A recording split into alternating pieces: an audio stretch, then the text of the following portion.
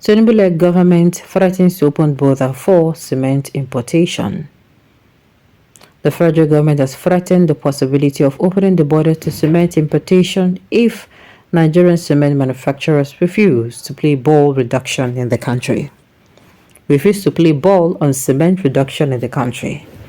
It also said that though it is aware of the macroeconomic challenges facing the country, some of the key components of producing building materials, especially cement, are locally sourced, and considers the recurrent disproportionate increase in the price of cement as unacceptable and unreasonable.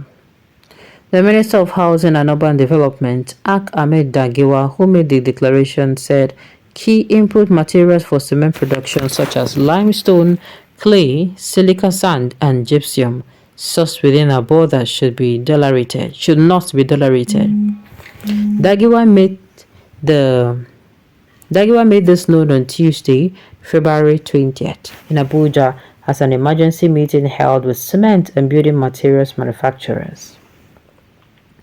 He said the price of gas the manufacturers are using as an excuse should not be because gas is a raw material found within the country, and the excuse of an increase in mining equipment should not come up because equipment bought by these manufacturers have been used for decades and not just purchased every day.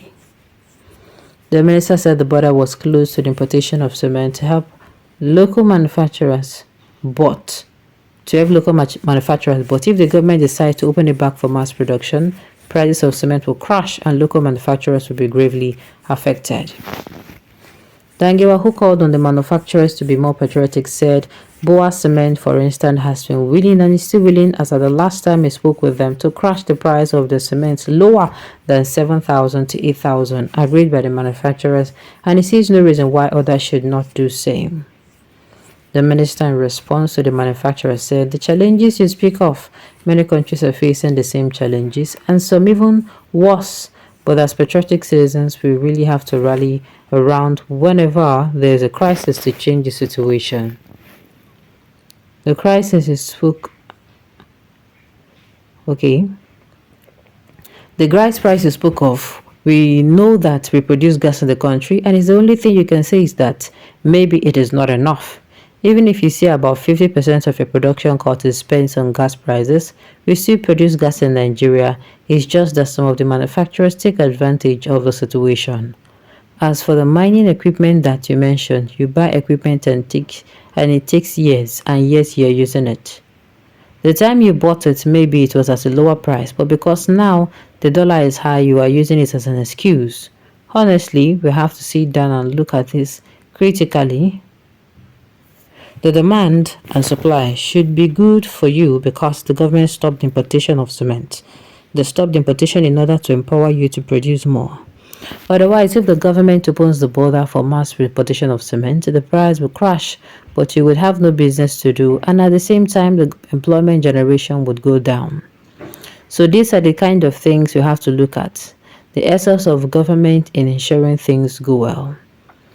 Earlier in his speech, Group Chief Commercial Officer of Dangote'S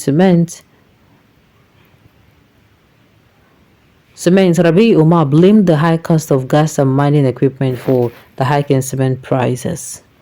He said it is safe to say that we are all Nigerians and we are all facing the current headweight that is happening. I would like to speak on the popular belief that most of the raw materials to produce cement are available locally. While we have limestone and in some cases we have gypsum, and some cases coal, the reality is that it takes a lot of forex-related items to produce cement. Most of the cement plants in Nigeria use gas to produce. The gas is indexed to $1 and it is almost half of the total cost of production. So if 50% of your cost of production is indeed going to dollar, it means that if the dollar changes, then your total expenditure will change. Will change in that direction. For us to mine the limestone, one needs to import the mining equipment, and equipment is a substantial part of the cost of production. You have to invest in a lot of those equipment and invest in keeping them going. On the issue of gas, we also have the issue of quantity of gas. We are not getting enough gas to produce enough to put in the market now.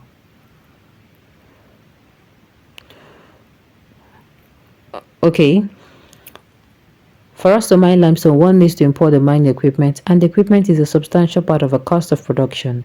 You have to invest in a lot of those equipment and invest in keeping them going. On the issue of gas, we also have the issue of the quantity of gas. We are not getting enough gas to produce enough to put the market. Then, to put into the market, then we'll talk about the price and quality of the gas because they are all related.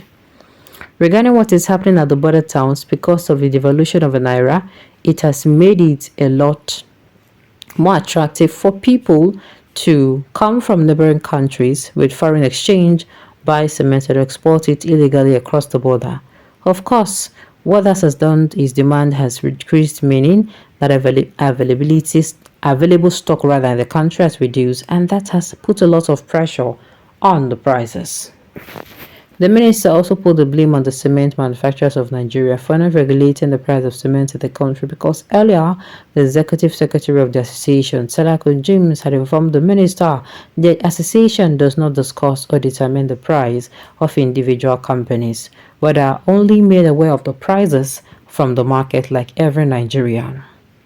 Dangote said the ministry will be setting up a committee which will be comprised of the representative of each cement manufacturer in the country, its association, and the government to fashion out modalities to resolve the problem of high price of cement in the country.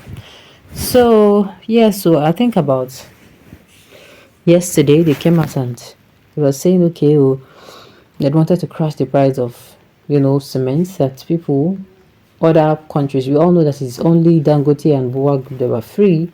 All of a sudden yesterday they came along and you know what? They came along and what they told us. Okay, the others came out and they were saying, okay, look at what they are doing, that everything is increasing, this one, that one. Government can't they speak with them, say no be so. It's not, you understand. Why do you allow a few people to monopolize our economy? My dear, I don't know. There will be nowhere in this country, come what may. What people are facing is even worse than physical war. Mr. President, do not forget your promise. Best way they go on easy ways. They stop on.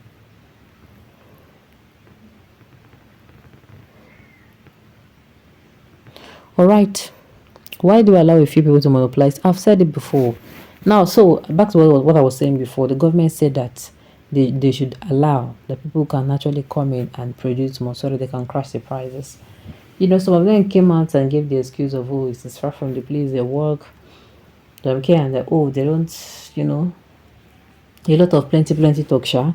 But the government is saying if they don't agree, that what will happen is that they are going to open the borders and they will start importing cement to crash prices. Alright, on this note, we have come to the end of the news. We say thank you for tuning in to listen. Until I come your way next time, enjoy the rest of